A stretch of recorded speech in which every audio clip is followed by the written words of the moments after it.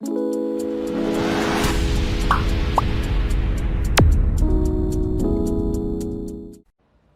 की कथा। कई सालों पहले की बात है। एक गांव में युधिष्ठिर नाम का एक कुम्हार रहा करता था। दिन में वह मिट्टी के बर्तन बनाता और जो पैसे मिलते उनसे शराब खरीदकर पी लेता। एक रात वह शराब के नशे में अपने घर लौट रहा था। वह इतना नशे में था कि ठीक से चल भी नहीं पा रहा था। अचानक उसका पैर लड़खड़ाया और वह जमीन पर गिर पड़ा। जमीन पर कांच के टुकड़े पड़े थे, जिनमें से एक टुकड़ा उसके माथे में घुस गया। उसके माथे से खून बहने लगा। इसके बाद कुमार किसी तरह उठा और अपने घर की ओर चल दिया। अगले दिन जब उसे होश आया तो वैद्य के पास गया और पट्टी करवाकर दवाई ली। वैद्य ने कहा, घाव गहरा होने के कारण इसे भरने में समय लगेगा। पूरा भर जाने के बाद भी इस घाव का निशान नहीं जाएगा।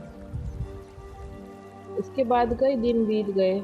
अचानक उसके गांव में सूखा पड़ गया। सभी लोग गांव छोड़कर जाने लगे। कुमार ने भी गांव छोड़कर जाने का फैसला किया और दूसरी देश की तरफ निकल गया। एक नए देश में जाकर वह राजा के दरबार में नौकरी मांगने गया।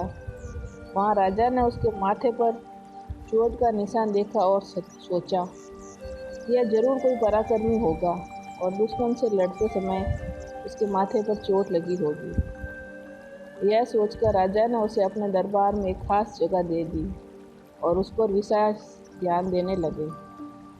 यह देखकर राजा के दरबार में मौजूद राजकुमार, सेनापति और अन्य मंत्री उसे जलने लगे। ऐसा कई दिनों तक चलता रहा।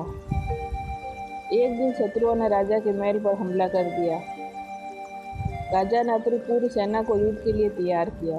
उसने युधिष्ठिर से भी युद्ध में जाने के लिए कहा। युधिष्ठिर जब युद्ध भूमि की तरफ जा रहा था तो उससे पूछा कि उसके माथे पर यह चोट किस युद्ध में लगी।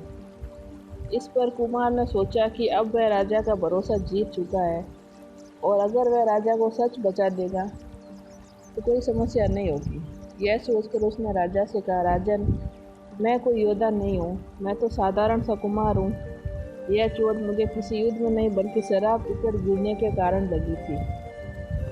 कुमार की बात सुनकर राजा को बहुत गुस्सा आया। उसने कहा, तुमने मेरा विश्वास तोड़ा है और मुझे छल कर दरबार में इतना ऊंचा पद पाया है। निकल जाओ मेरे राज्य से।